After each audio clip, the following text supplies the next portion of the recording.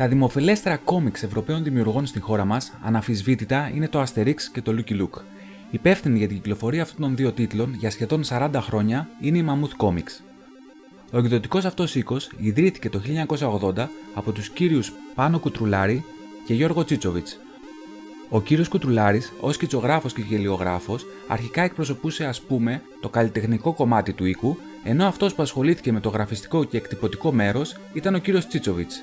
Τον Δεκέμβριο του 1980 κυκλοφορεί το ομότιτλο περιοδικό Mammoth Comics, το οποίο περιέχει διάφορα comic strips από διάσημους Ευρωπαίους και Αμερικάνους δημιουργούς, άγνωστους ακόμα στην Ελλάδα, μαζί με κείμενα πάνω στην τέχνη και την βιομηχανία των κόμιξ, τα οποία περίχαν πληροφορίες που εκείνη την εποχή δεν ήταν δεδομένο, αλλά ούτε και εύκολο να τις μάθει κανείς από αλλού.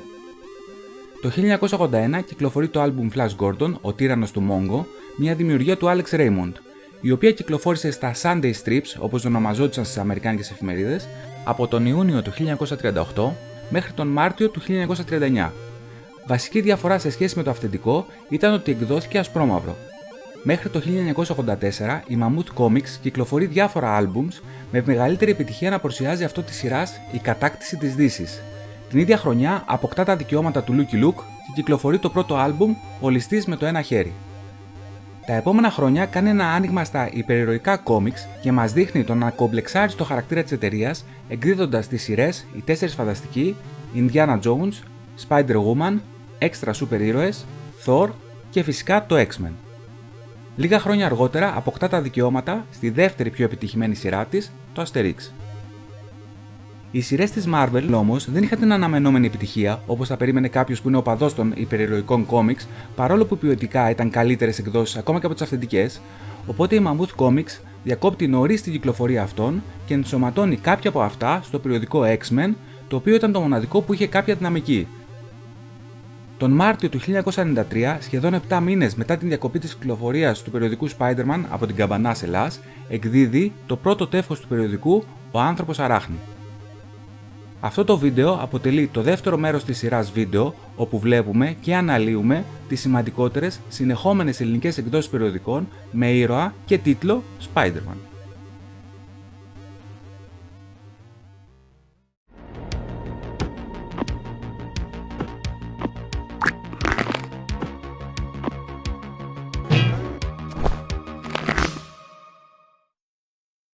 Μετά την απρόσμενη διακοπή του περιοδικού Spider-Man το Σεπτέμβριο του 1992, δεν υπήρχε κανένας τρόπος να μάθεις αν θα ξαναεκδιδόταν ποτέ κάποιο περιοδικό με τον ήρωα. Η μοναδική λύση ήταν να πηγαίνεις ανατακτά χρονικά διαστήματα στο περίπτερο και να ψάχνεις από μόνος σου, πας και βρεις κάτι, ή να ρωτήσεις τον παντελώς άσχετο περιπτερά, ο οποίος σίγουρα δεν γνώριζε. Εκείνοι όμως που αγόραζαν φανατικά το περιοδικό X-Men της Mammoth Comics στο οπισθόφυλλο του τεύχους 71, πληροφορούνται ότι ο Άνθρωπος Αράχνη είδε στις 26 Μαρτίου του 1993 το πρώτο τεύχος κρεμασμένο στα περίπτερα της Αθήνας. Δυστυχώς, εγώ δεν αγόραζα μόνιμα το X-Men, οπότε πληροφορήθηκα για την έκδοση του περιοδικού Ο Άνθρωπος Αράχνη από το δεύτερο τεύχος, το οποίο βρήκα τυχαία σε μία από τις τακτικές μου επισκέψεις στο περίπτερο. Η έκδοση του περιοδικού, σε αντίθεση με την προηγούμενη της Καμπανά που ήταν εβδομαδιαία, είναι 15ημερη. Η Mammoth Comics πραγματοποιεί ένα πολύ δυναμικό ξεκίνημα, καθώς το πρώτο αυτό τεύχος κυκλοφορεί το πρώτο τεύχος της νέας σειράς Spider-Man του 1990 σε σενάριο και σχέδιο του Todd McFarlane. Το συγκεκριμένο τεύχος πούλησε στην Αμερική πάνω από 2,5 εκατομμύρια αντίτυπα. Στο editorial του τεύχους, το οποίο βρίσκεται στην στήλη με τίτλο «Το μάτι της αράχνης», η οποία θα αποτελούσε και την στήλη αλληλογραφίας ουσιαστικά, ο υπεύθυνος για την απόδοση και την επιμέλεια του περιοδικού, Βασίλης Χιλάς, μας ενημερώνει ότι το περιοδικό θα φιλοξενεί ως κύριες ιστορίες μονάχα αυτές των τίτλων Spider-Man και The Amazing Spider-Man. Ο Βασίλης Χιλάς είναι σήμερα ο εκδότης της Phase Productions, η οποία εκδίδει κυρίως το περιοδικό Epiphany Comics, αλλά και άλλα. Αξίζει να σημειωθεί ότι είναι και ο υπεύθυνος για το σενάριο της πρώτης ελληνικής ομάδας υπερηρώων στα πρότυπα των Avengers στο κόμικ με τίτλο Y. Επίσης, ο Βασίλης Χιλάς τότε ήταν γνωστός στους παλιότερους αναγνώστες του περιοδικού Spider-Man της Καμπανά μέσα από τη στήλη αλληλογραφίας με τα άκρως επικριτικά του γράμματα, αλλά και μέσα από το περιοδικό X-Men της Mammoth Comics όπου εργαζόταν. Εκτός από τη στήλη Το μάτι της αράχνης, στο πρώτο αυτό τεύχος ξεκινά και η στήλη με τίτλο American Comics Non-Club, η οποία θα περιέχει ενημερώσεις, πληροφορίες και ιστορικά στοιχεία σχετικά με τα αμερικάνικα κόμιξ από διάφορα μέλη του. Καθώς τότε δεν ήταν ακόμα μέρος της καθημερινότητάς μας στο ίντερνετ με τα διάφορα forums και groups στο Facebook ή άλλες πλατφόρμες, το περιοδικό ζητά από τους αναγνώστες που θέλουν να γίνουν μέλη να συμπληρώσουν την κάρτα με τα στοιχεία τους και να τη στείλουν. Την ίδια εποχή υπήρχε και το American Comics Club με έδρα στα Εξάρχεια, τα μέλη του οποίου συναντιόντουσαν σε διαφορετική καφετέρια στο τέρμα της Πανεπιστημίου. Είναι συναρπαστικό το πόσο δύσκολο είναι να αλλάξει τις συνήθειες του κοινού, αλλά και το πόσο μεγάλη άγνοια είχε αυτό για την κυκλοφορία ενός περιοδικού βασισμένο σε ξένη έκδοση. Καθώς πολλοί αναγνώστες δεν κατάλαβαν ότι οι ιστορίες του ήρωα που διάβαζαν εκδίδονταν πλέον από άλλη εταιρεία και ρωτούσαν πότε θα ξαναγίνει εβδομαδιαίο, ή λέγαν ότι το μαύρο γεύμισμα στις ιστορίες του Spider-Man ήταν πολύ καλή επιλογή της Μαμούθ. Φυσικά, πάντα θα πρέπει να λαμβάνουμε υπόψη μας και την ηλικία των αναγνωστών. Το δεύτερο τεύχος περιέχει το The Amazing Spider-Man 360, το οποίο συνεχίζει την ιστορία ακριβώς από εκεί που είχε σταματήσει η καμπανάντη σειρά, στο αντίστοιχο δικό της τεύχος 576, και ίσως ως έναρξη η ιστορία να ξενίζει, καθώς ξεκινάμε γεγονότα που οι καινούργιοι αναγνώστες δεν είχαν ιδέα, αλλά σίγουρα ευχαρίστησε πολύ τους παλιούς, βλέποντας την πρώτη cameo εμφάνιση του Carnage. Η γενικότερη απόδοση του περιοδικού είναι πολύ καλή και φυσικά ξεχωρίζει το χρώμα και το lettering που είναι φτιαγμένο στο χέρι. Στο τέταρτο τεύχος έχουμε την πρώτη πλήρη εμφάνιση του Carnage και τις πρώτες μεταφράσεις που αρχίζουν να ξενίζουν αρκετά το κοινό. Ο Carnage μεταφράζεται σε σφαγέας και ο Venom σε φαρμάκης. Η επιμονή της Μαμούθ με τις μεταφράσεις των ονομάτων ήταν γνωστή από το περιοδικό X-Men, αλλά παρόλα αυτά θα αποτελέσει βασικό θέμα συζήτησης στις στήλες αλληλογραφίας. Η πιο πολύ συζητημένη αλλαγή είναι αυτή του Hulk σε Hulk, το οποίο βέβαια δεν είναι μετάφραση αλλά προφορά, potato, αλλά στο συγκεκριμένο θέμα θα παραθέσω για την τελευταία σελίδα του Avengers Volume 3 τεύχος 39 του 2001.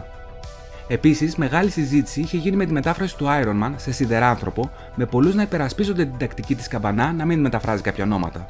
Να θυμίσω όμως ότι και η καμπανά το είχε μεταφράσει σε σιδεράνθρωπο, και να σημειώσω ότι το επιχείρημα άλλων ότι η μετάφραση του Silver Surfer θα ήταν παράτερη, η Mammoth Comics το άφησε Silver Surfer, ενώ η καμπανά το είχε κάποτε μεταφράσει σε ασημένιο κυματοδρομιστή. Τα Hobgoblin και Green Goblin έγιναν αρχικόβαλος και πράσινος κόβαλος, που μετά από διάφορες γλωσσολογικές εξηγήσεις πολλών δεν είναι άκυρα, αλλά και το καλικάτζαρος ωραίο είναι. Το ότι δημιουργεί όμως πρόβλημα στο χώρο των balloons μου ακούγεται λογική εξήγηση. Ας μην είμαστε λοιπόν τόσο φανατισμένοι με τις προσωπικές μας απόψεις και ας ακούμε και την γνώμη των άλλων. Τη μετάφραση του Σόκερ σε δονητή, μην ανησυχείτε, δεν την ξέχασα, απλά είναι τόσο αστεία που νομίζω ότι τα υπερκάλυπτει όλη την προηγούμενη ανάλυση μου. Στο τεύχος 5 το λογότυπο τυπώνεται ανάποδα και πολλοί αναγνώστες πίστεψαν ότι ήταν τυπογραφικό λάθος, αλλά έτσι ήταν και στο αυθεντικό για να δηλώσουν ότι κάτι δεν πάει καλά στη συγκεκριμένη ιστορία, ενώ στο 7ο τεύχος τα χρώματα είναι αρκετά περίεργα, αλλά ούτε και αυτό είναι κάποιο λάθος, απλώς στο συγκεκριμένο τεύχος ο Todd McFarlane επιμελήθηκε και τον χρωματισμό, που από ό,τι φάνηκε δεν είναι εξίσου ταλαντούχος σε αυτό. Τα τεύχη 6 και 8, τα οποία αντιστοιχούν στα Amazing Spider-Man 362 και 363, έχουμε την πρώτη συνεργασία του Spider-Man με τον Venom για να αντιμετωπίσουν τον νέο κοινό του εχθρό, Carnage. Η πρώτη τεχνική δυσκολία που έχει να αντιμετωπίσει η Mammoth Comics εμφανίζεται στο τεύχος 12, το οποίο περιέχει την ιστορία του επετειακού για τα 30 χρόνια ιστορίας Amazing Spider-Man 365. Το συγκεκριμένο τεύχος, εκτός ότι είναι double size, έχει και ψευδοτριδιάστατη κάρτα στο εξώφυλλο.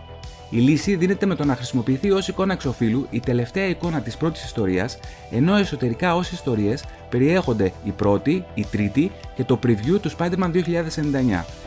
Η δεύτερη ιστορία, μαζί με αυτή του Prowler, θα εκδοθούν στο επόμενο τεύχος, όπου ως εξώφυλλο θα χρησιμοποιηθεί αυτό της ιστορίας των West Coast Avengers Volume 2, τεύχος 21. Βλέπουμε λοιπόν ότι οι αλχημίες που έκανε και η καμπανά και είχε κατηγορηθεί τόσο πολύ από τους αναγνώστες είναι αναγκαίο κακό από τη στιγμή που η έκδοση ενός περιοδικού δεν είναι ακριβώς ταυτόσιμη με αυτή του αυθεντικού κόμικ. Μιας και αναφερθήκαμε στους West Coast Avengers, το κάθε τεύχος του Άνθρωπος Αράχνη περιέχει ένα αλλάξ και μια ιστορία των τίτλων Captain America, ξεκινώντας από το αντίστοιχο αυθεντικό τεύχος 374, Avengers από το τεύχος 215, The Incredible Hulk από το τεύχος 376 και West Coast Avengers Volume 2 από το τεύχος 19. Τα δύο πρώτα τεύχη του Captain America τα είχε εκδώσει και η καμπανά στα αντίστοιχα δικά της τεύχη 494 και 496 και περιέχουν τα Part 3 και Part 4 της ιστορίας Streets of Poisons, που για να τη διαβάσει κάποιος ολοκληρωμένη πρέπει να συνδυάσει τεύχη και από τις δύο εκδοτικές. Ευτυχώς όμως έχω πραγματοποιήσει πλήρη ανάλυση της ιστορίας σε προηγούμενο βίντεο, το οποίο μπορείτε να δείτε επιλέγοντας το link πάνω δεξιά. Τις δύο πρώτες ιστορίες των Avengers τις είχε εκδώσει επίσης η καμπανά στα αντίστοιχα δικά της τεύχη 1 και 2 του Captain America της Β' περίοδου, Ενώ το The Incredible Hulk συνεχίζει ακριβώς από εκεί που είχε σταματήσει η καμπανά και το West Coast Avengers συνεχίζει από εκεί που είχε σταματήσει στο περιοδικό X-Men. Σε συνέχεια λοιπόν της προηγούμενης παρατήρησής μου, ακόμα και στην 15η έκδοση ενός περιοδικού και με το κενό 7 μηνών για την προετοιμασία από τη λήξη της προηγούμενης έκδοσης, στην συνεργασία με τη Marvel Comics μπορούν να προκύψουν λάθη, παρόλο που η Mammoth Comics είχε δηλώσει στο πρώτο τεύχος ότι όλες οι ιστορίες που θα εκδώσει θα είναι καινούργιες. Γι' αυτό, ας είμαστε λίγο πιο συγκρατημένοι πριν αρχίσουμε να κατηγορούμε για αμέλεια και ανικανότητα κάποιον στην έκδοση ενός περιοδικού που το περιεχόμενό του δεν εξαρτάται πλήρως από τον ίδιο. Μην θεωρήσετε όμως ότι στην περίπτωση που το περιεχόμενο δημιουργείται από τον ίδιο, η διαδικασία είναι πιο εύκολη. Η έκδοση ενός κόμικ είναι δύσκολη, επίπονη και κοστίζει. Στα τεύχη 15 και 17 έχουμε την επανεμφάνιση των γονιών του Peter Parker, οι οποίοι όπως φαίνεται δεν είχαν σκοτωθεί στο αεροπορικό ατύχημα, αλλά αυτό είναι ένα subplot το οποίο θα ολοκληρωθεί πολύ αργότερα στα τεύχη του The Amazing Spider-Man, τα οποία δεν έχουν εκδοθεί ποτέ από ελληνική εταιρεία. Στο τεύχος 16 ξεκινά το πρώτο μέρος από τα 5 της ιστορίας με τίτλο Perceptions που αντιστοιχεί στο Spider-Man 8. Η ιστορία αντιμετώπισε κάποια θέματα λογοκρισίας όταν πρωτοεκδόθηκε το 1990 στην Αμερική, καθώς βρίσκει τον Spider-Man να συνεργάζεται με τον Wolverine για να ερευνήσουν μια σειρά από παιδοκτονίες στον Καναδά που αποδίδονται από τα μέσα ενημέρωσης στο πλάσμα Wendigo. Σίγουρα αυτό δεν αποτελεί ένα κλασικό σενάριο ιστοριών του Spider-Man.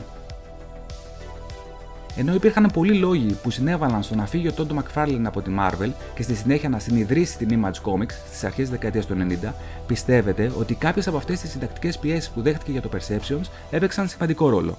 Το όλο νόημα του να του δοθεί η δική του σειρά Spider-Man για να γράψει και να εικονογραφήσει ήταν να του δοθεί και η αντίστοιχη δημιουργική ελευθερία. Το επίπεδο της εκδοτικής παρέμβασης που δέχτηκε κατά τη διάρκεια της ιστορίας Perceptions λειτουργήσε ως μια ακόμη υπενθύμηση του γραφειοκρατικού συστήματος στο οποίο λειτουργούσε η Marvel, γεγονός που έκανε την ουτοπία της Image πολύ πιο ευχάριστη για αυτόν. Στο τεύχος 23 περιέχεται το τρίτο μέρος από τα 6 της ιστορίας Invasion of the Spider Slayers, το οποίο αντιστοιχεί στο The Amazing Spider-Man 370 και είναι το τελευταίο τεύχος που εκδίδει η Mammoth Comics από τον τίτλο. Άλλη μια ιστορία που έμεινε στη μέση για το ελληνικό κοινό. Στις 11 Μαρτίου του 1994, 15 μέρες πριν κλείσει επίσημα ένα χρόνο η έκδοση του περιοδικού, κυκλοφορεί το τεύχος 24 με πιο παχύ χαρτί στο εξώφυλλο, να περιέχει το τελευταίο μέρος της ιστορίας Perceptions και στην στήλη το μάτι της αράχνης ο Βασίλης Χιλάς να κλείνει όχι κλασικά με τη σύντομη περιγραφή της ιστορίας του επόμενου τεύχους, αλλά γράφοντας «Αυτά για απόψε, Marvel Maniacs, και ως την επόμενη φορά, 3 τελείες, έχετε τα μάτια σας 14». Τα σημάδια ήταν όλα εκεί, αλλά δυστυχώς εγώ τουλάχιστον δεν το κατάλαβα. Αυτό ήταν το τελευταίο τεύχος των εκδόσεων Mammoth Comics και για άλλη μια φορά ένα περιοδικό με τον ήρωα Spider-Man σταμάταγε την κυκλοφορία του χωρίς να αποχαιρετήσει το κοινό του. Ο λόγος διακοπής του περιοδικού ήταν καθαρά οικονομικός. Τα χρήματα που ζητούσε η Marvel για τα δικαιώματα ήταν περισσότερα από τα έσοδα που έφεραν το περιοδικό στην εταιρεία.